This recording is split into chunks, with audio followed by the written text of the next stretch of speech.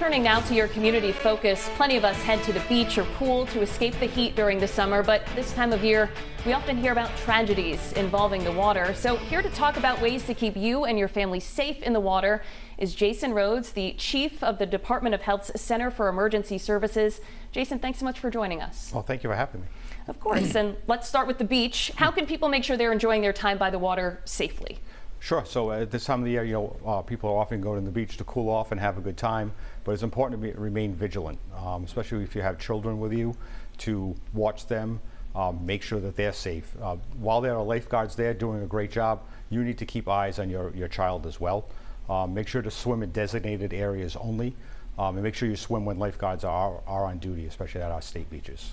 And we've also unfortunately reported here on some tragedies where people have maybe gone into the water, they see someone else struggling and then become a victim themselves. What is your advice to people who might see someone who they think is struggling or might need some help? Sure. So it's important to, if you're going to try to help somebody, is to make sure that you're an extremely strong swimmer and are able to help. If you cannot, call 911, get help there right away, and also make sure you make a reference point from the land. So look past the person who is struggling, find an object that is readily recognizable, and to be able to report that to first responders when they arrive. I, of course, also wanted to ask you about pool safety. If people can't make it to a beach or maybe have a pool in their backyard or in their community, what can parents do to keep kids safe? Sure. So important things, make sure you have a locking gate. To make sure kids can't get inside into the pool area if nobody is around, especially when they're very young. They like to explore, and we'll go to different places. Two, again, also make sure you have eyes on your child all the time.